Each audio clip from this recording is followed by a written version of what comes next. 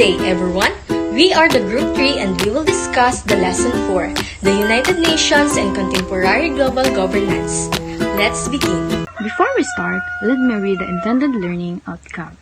At the end of the lesson, the student should be able to first, define global governance, identify the rules and function of the United Nations, and determine the challenges of the global governance in the 21st century. International organization. So, what is international organization? So, the term is commonly used to refer to international or intergovernmental organization or groups that are primarily made up of member states. So, ang international organization is ginabuo na siya og more than 100 nations. Possibly duha, tulo, upat, lima, or even 100 nations. So, unsa man ang nations? Like for example, ang Philippines, China, India, o France kay nana sila set of rules na ginasunod aron makontrol ang ilang behavior. So, para asa? Para ma-promote ang voluntary cooperation or coordination sa tanang member nga countries sa international organization. I have here some examples of international organization.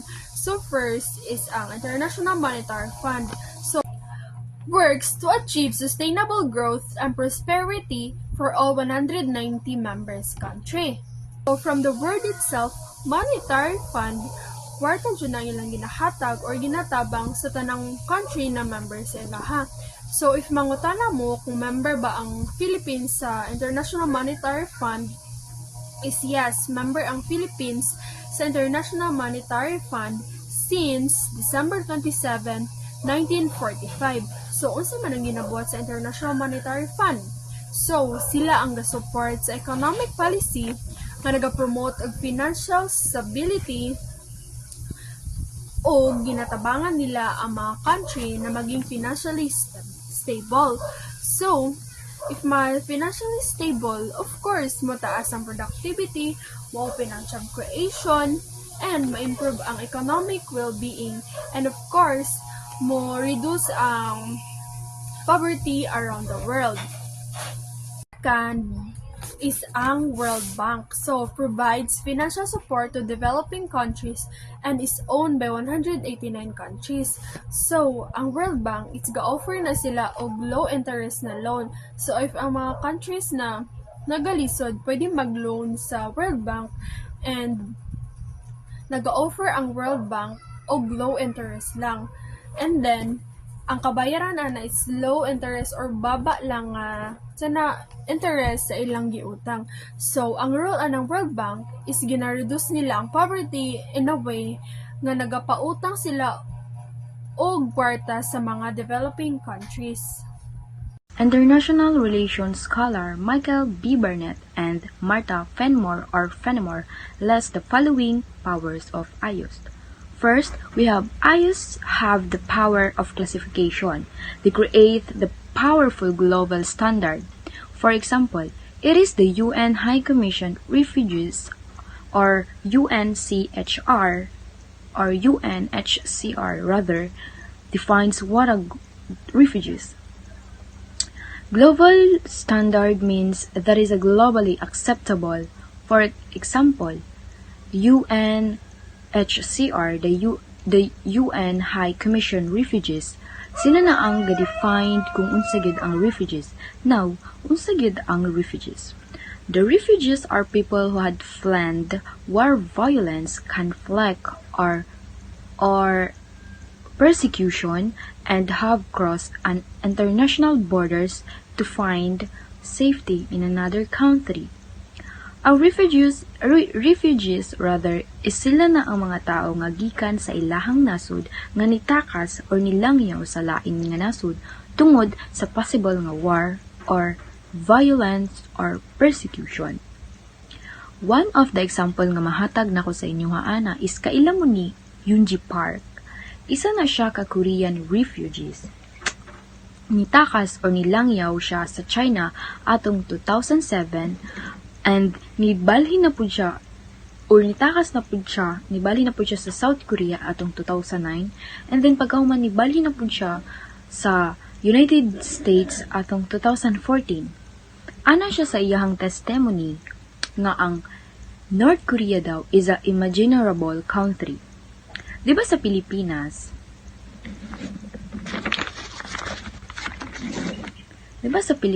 is naman dyan mga TV, like, natay mga cable, may ano nga.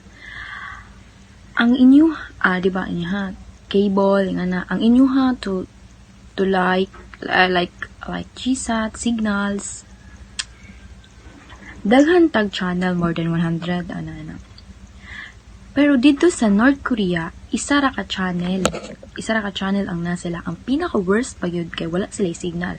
So, wala joy Facebook, Instagram, TikTok. So, diba? Or, kuan jud. Ana siya sa iyang testimony nga nakita daw niya ang friend sa iyang mama nga publicly crime. Kabalo mo unsay sala. Ang sala lang daw ato is kanang naglantaw lang daw siya og Hollywood movie or foreign movie. Kay bawal daw na sa ilaha. Like, niya na pa siya is, they are not free to sense, say where and think what they want. Ubot pasabot, kontrolado sila sa ilang leader o taas-taasan nila dito. So, balik ta, what I mentioned gaina nga dili sila allow maglantaw mga foreign movies, Hollywood movies, nga bawal dyan sa ilaha. Ana siya 70% women or teenager nga biktima ang uban daw, like ginabaliya sila or sa price nga $200. Mo nang nag-courage siya nga mulayas sa North Korea, mubalin siya sa China, South Korea, United States, and that is the example of refugees rather. Second, hayos have the power to fix, meaning various terms like security or development need to be well defined. States, organizations, and individuals view ayos as legitimate sources of information. So, ang international organization, mura po na siya og dictionary. Like, mo na sila ang gina-view o gina-consider as a legitimate source of information. So, kapag ginaingon nga security, it is the sense of being secure. Makonsider ba ko nga as a legitimate source of information? Of course, dili. Tungod ang international organization ang gina-view as legitimate resources or sources of information. For example, the UN has started to define security as safety from military violence, but also environmental. So, ang safety daw dili lang sa pagiging safe as in military violence, but also well as ang pagiging safe sa environment. Kana nga definition or well-defined na nana siya sa UN, dili na nato siya kinahanglan dugangan, kuhaan, or usbon. 3. Ayos have the power to diffuse norm. Ayos do not only classify and fix meanings, they also spread their ideas across the world, thereby establishing global standard. Diffuse refers to spreading out the ideas, in Bisaya, ipakatag. Unsa man sad ang norms. In the other hand, something code of conduct that may be strict as long, but nevertheless produced regulatory and behavior. Kanang norms dili na siya as a strict law, mandatory or compulsory nga sundon. Ang norms dili ingon ana. However, ang norms nga naga-regulate na siya sa behavior. For example, offering the help someone carrying something heavy. Kanang nakita nimo ang imuhang teacher or professor or instructor nga nagdala og laptop,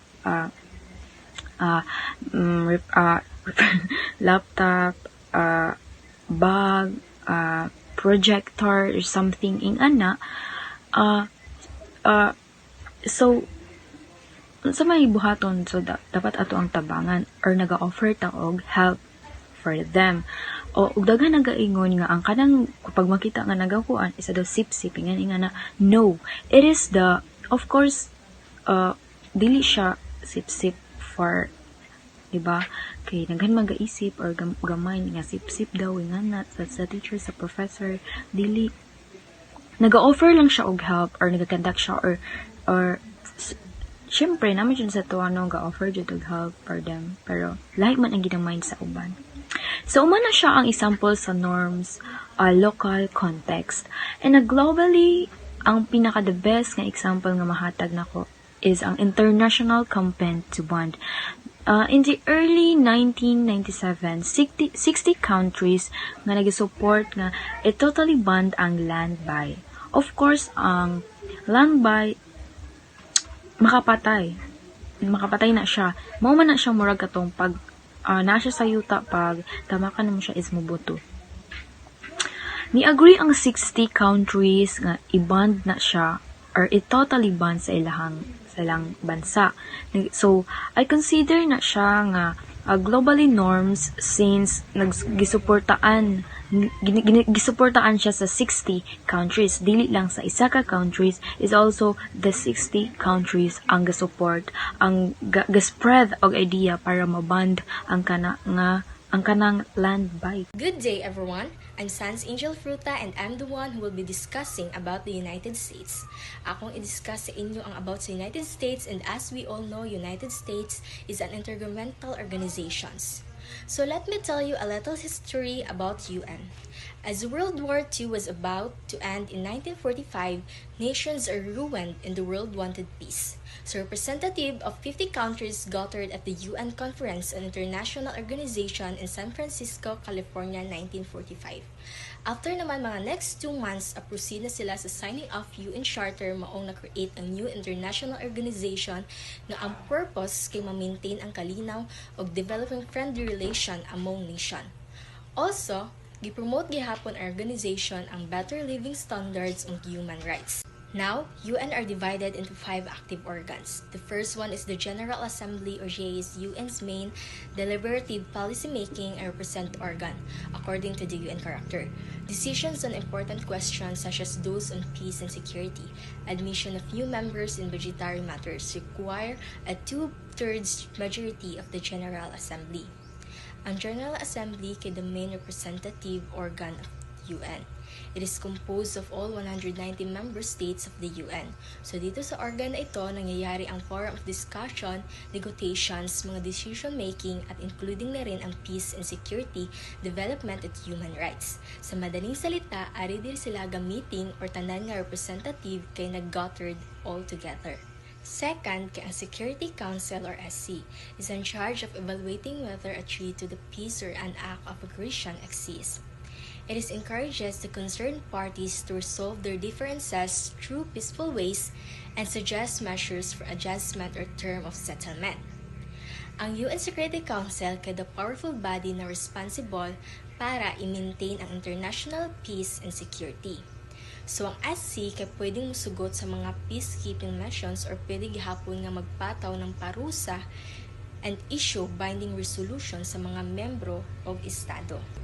Ang ikatulo kay ang Social Council, also known as the ECOSOC, which is the principal body for coordination, policy review, policy dialogue, and recommendation on social and environmental issues as well as the implementation of internationally agreed development. Ito ay responsible para sa pag-promote ng international economic and social cooperation at development. So, ang ECOSOC serve as a forum para pag-usapan ang international economic and social issues, mga policy recommendations at pagkikipag-coordinate sa laing specialized agencies o regional commissions. The fourth active organ is International Court of Justice or ICJ. It is independent of the UN and its decisions are only binding when states have explicitly agreed to place themselves before the court's authority. It is the principal judicial organ of the UN. Giayon ni nila ang mga legal nga dili pagkaayo sa mga estado and gahatag pud sila og ilang opinion sa pagpaayos sa mga legal questions nga referred sa mga UN, General Assembly, UN Security Council, and other special authorized agencies to make such referrals. The fifth and the last one of the active organ of UN is the Secretariat Consists or SC. It is the bureaucracy of the UN serving as a kind of intentional civil service. Member of the Secretariat serve in their capacity as UN employees, not as state representatives. So, ang Secretariat consists ay administrative arm of the UN. Sila ang responsible sa pang-araw-araw na gawain ng mga organisasyon. Kasama na rin ang pagtuman sa mga desisyon, coordinating administrative support sa UN bodies. Good day everyone, I am James Jan B. Piñafil and I'm here to report about the challenges of United Nations. So, it's not world government, it is functioned primarily because of voluntary cooperation from states, and the numerous challenges of United Nations is ilang limited na mga programa niya. Ang United Nations kay dili siya pandaigdig na pamalaan. Ang pangunahing pagandaran is ilang voluntaryong pagkipagtulungan sa ilang mga soberanya or estado. So if state refuse to cooperate, the influence of United Nations can severely circumscribe. So kung tumanggi ang estado na magkipagtulungan, maaaring mabawasan na malaki ang impluensya ng United Nations. So, dako siya impact, no? Pag dili sila makipagtulungan. And one of example silang giatubang challenges is ang ilahang karapatang pantao or ilahang human rights. So, ang human rights ay maaaring magpadala ng special na report sa mga bansa kung saan may nagaganap na paglabag ng karapatang pantao. Kung dili dawaton sa isa ka pamahalaan ang report, ang mga limitasyon sa kanyang mga aksyon, ang proseso ng pagkolekta ng impormasyon ay malamang na hindi matagumpay or mabaliwala lang. Manay lisod dito sa United Nations kay dili siya pantay ang dili makuha ang human rights nila. Global governance is such a complex issue, and international organizations are highlighted because the governance the most visible of global governance. The UN, in particular, is the closest to a world government. Global governance encompasses activities that transcend national boundaries at the international and regional levels and is based on rights and rules that are enforced through a combination of economic and moral incentives. Ang global government involves a global body, a process. The relationship between global body and its member states is hierarchical. The concept of global governance is constantly evolving as new challenges emerge and new actors become involved in the global system.